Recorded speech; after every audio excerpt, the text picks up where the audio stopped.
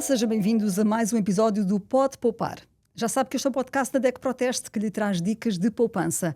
Hoje falamos sobre garantias e por isso temos connosco a Sofia Lima, é a jurista da DEC Proteste. Sofia, olá, bem-vinda. Olá, Ana.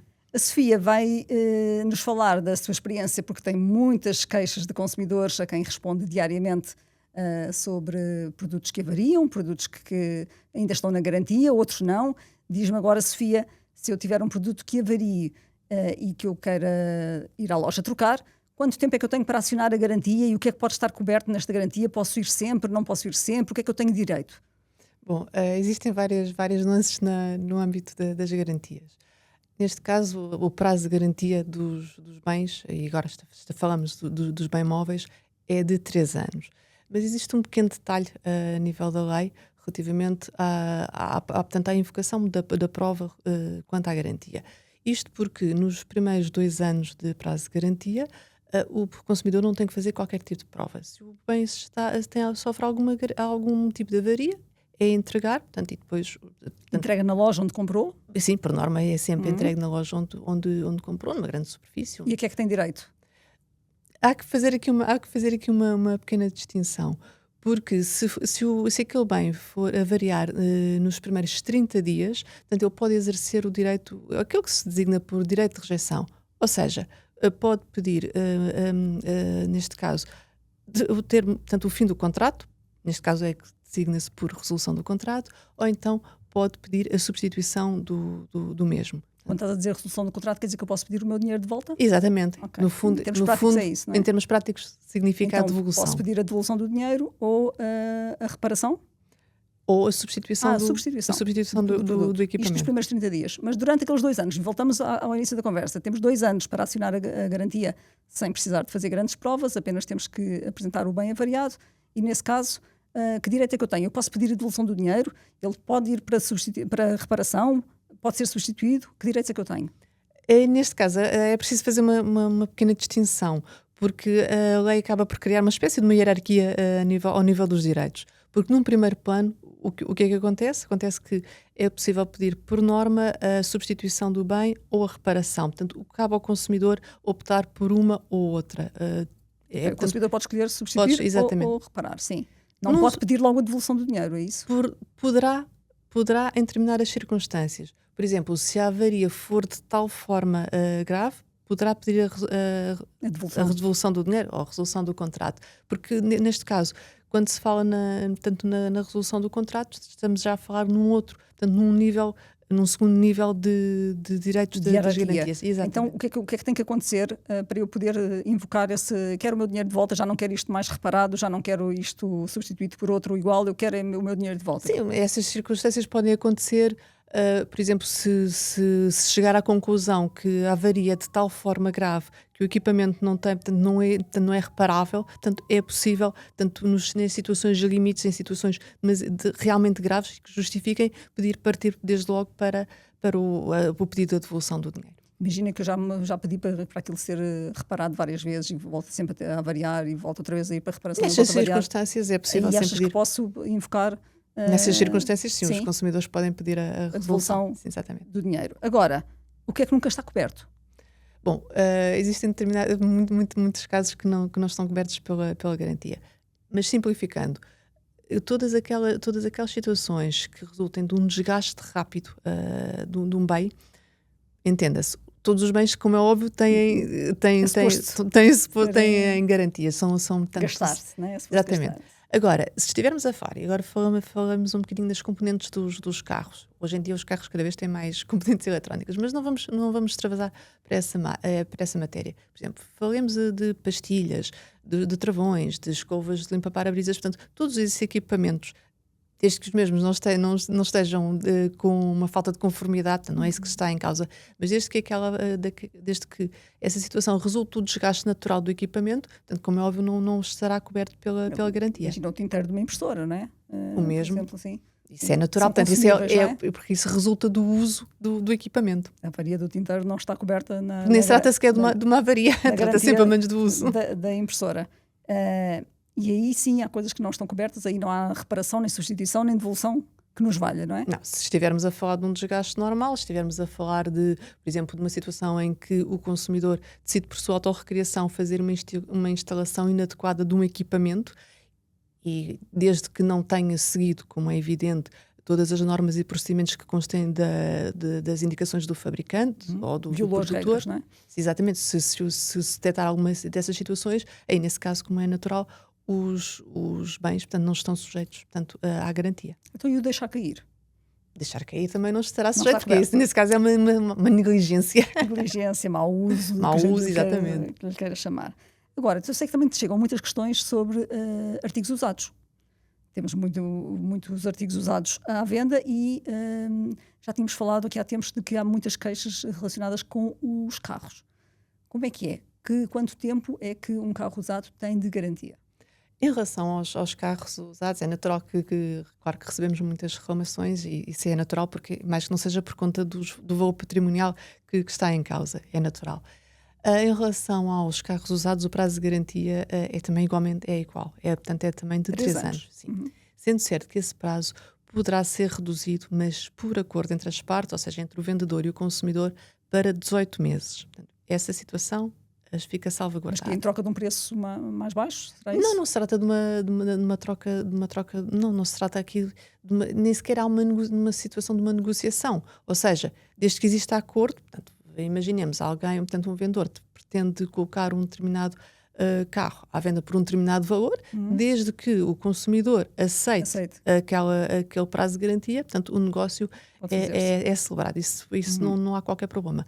Agora, a questão é que caso o prazo seja reduzido para 18 meses, isto significa que nos últimos 6 meses de garantia terá de ser o consumidor a provar que o defeito ou falta de conformidade existia quando a entrega do bem. O que nem sempre é fácil, porque estamos a falar de equipamentos demasiado complexos que ultrapassam um bocadinho os conceitos dos consumidores. Nem sempre é fácil um consumidor, portanto, que acaba por ser leigo na matéria, conseguir fazer tal prova. Portanto, estamos ali com 3 semestres, é o que está a dizer, são 3 semestres e o terceiro semestre só... Não é o terceiro, portanto, nos últimos 6 meses, portanto, ou seja, durante o primeiro 12 meses não é preciso fazer prova, no último é necessário, terá de ser o consumidor a fazer tal prova. Mas como tu dizias, já há ali alguma subjetividade e há também a falta de conhecimento do cidadão comum em como é que há de lidar com isso, e achas que é por isso que nos chegam também tantas dúvidas e tantos pedidos de esclarecimento e tantas reclamações relacionadas com as garantias de carros usados?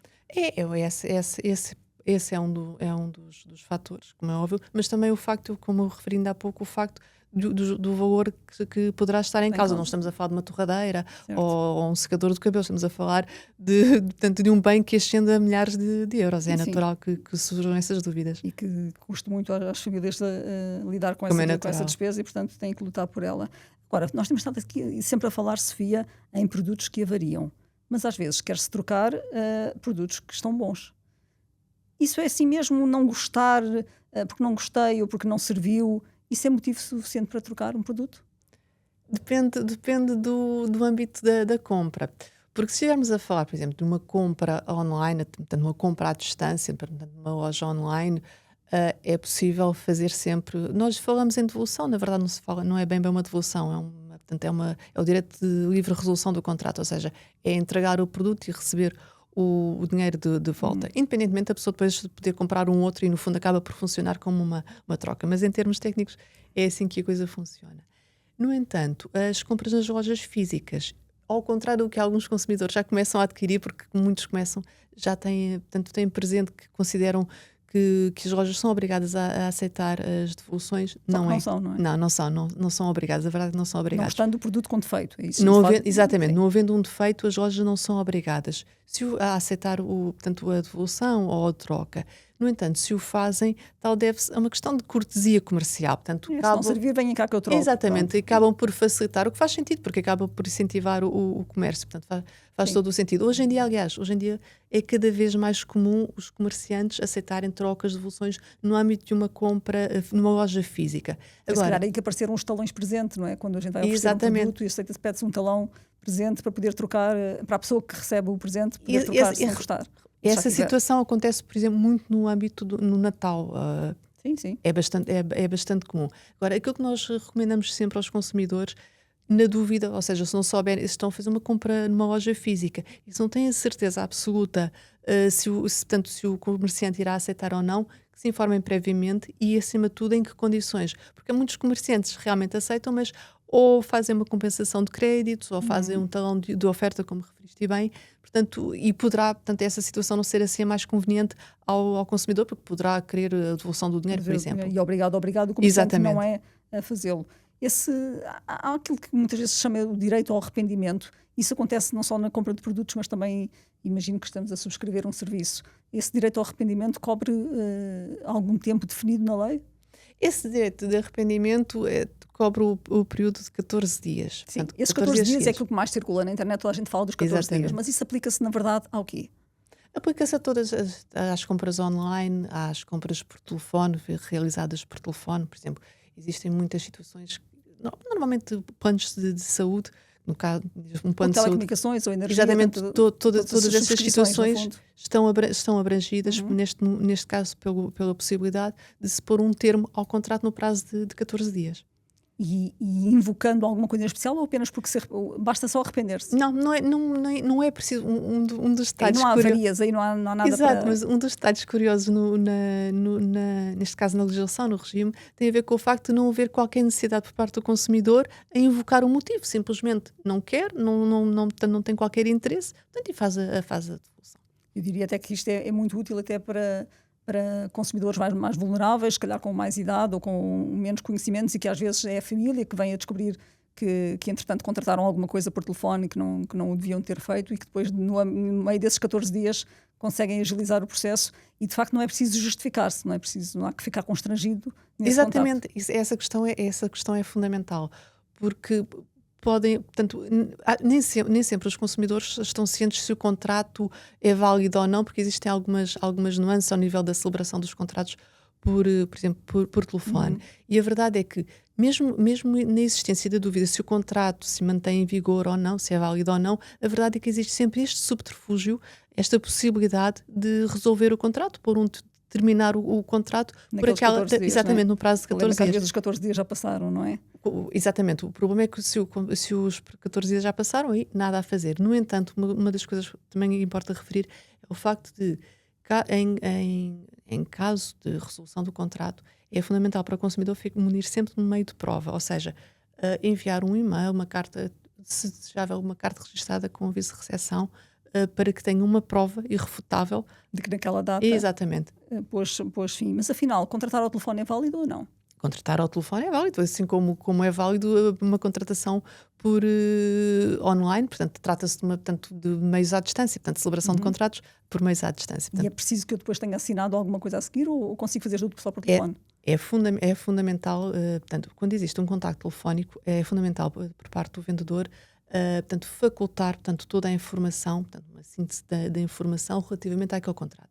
Por outro lado, também é necessário que o comprador, neste caso o consumidor, fique vinculado a esse contrato, porque de outro modo não é possível que o contrato se mantenha em vigor, portanto, que seja válido. O que poderá acontecer ao nível dos contratos por telefone é a forma como os contratos são celebrados. Sendo certo que alguns consumidores estão cientes ou julgam que o contrato não foi celebrado, e a verdade é que o mesmo foi celebrado, acabando por ficar essa dúvida. Daí a razão de importar esclarecer os consumidores, no sentido que, existindo dúvida ou não relativamente ao se o contrato foi ou não celebrado, portanto, existe sempre aquela possibilidade de recorrer ao direito de livre resolução, portanto, a possibilidade de terminar o contrato no prazo de 14 dias. E é preciso que esses 14 dias não tenham passado. E isso fundamental. É que provavelmente aqui a chave do processo. O que é que diz a tua experiência, Sofia? Ainda há muita gente com muita ignorância, digamos assim, em relação a este tema, com muitos factos que desconhece, que acha que tem mais direitos do que afinal tem. O que é que diz a tua experiência? Eu diria que existem as duas vertentes. Portanto, existem muitos consumidores que realmente não estão cientes de todos os direitos que se encontram ao seu alcance. Julgam, mas também existem aqueles que julgam que têm mais direitos em relação àquilo que realmente têm. E essa situação é, por exemplo, no caso das compras nas lojas físicas, nomeadamente no âmbito da devolução dos bens, porque muitos consumidores já começam a questionar o porquê da razão de um produto não poder ser devolvido. E a verdade é que os comerciantes têm essa possibilidade de não aceitar. É um direito que se lhes assiste. Pronto, lá está. Aqui é preciso distinguir compras online das compras em lojas físicas, porque os direitos não são bem os mesmos. Numas estamos a ver o produto à vista desarmada, no outro estamos a comprar à distância. É provável que o tamanho não seja poderá não ser aquilo que se vê no ecrã. E também existem outras situações, que é o facto de, por exemplo, produtos com defeito, que tenham um determinado defeito, se eles forem vendidos com uma anotação clara de que existe um defeito, o comerciante também não é obrigado a acessar da devolução. Portanto, existem muitos detalhes. Provavelmente o preço já teve esse desconto à conta do defeito, não é? E, portanto, não se põe ali em causa a troca por um novo, não é? São muitas dúvidas e eu acho que vais continuar a responder a muitas dúvidas dos consumidores nos próximos tempos. Este provavelmente é um tema que tem pano para mangas, não é? Tem sempre, seguramente. Obrigada, Sofia, pelos teus esclarecimentos. Foi a Sofia Lima que esteve connosco neste episódio. Contou também com a ajuda à produção do Cláudio Nogueira. Esperamos que toda esta informação seja útil e que aproveite da melhor maneira, aplicando às suas compras do dia-a-dia. Já sabe, a informação é para usar a seu gosto, a informação é saber e saber é poder. Até à próxima.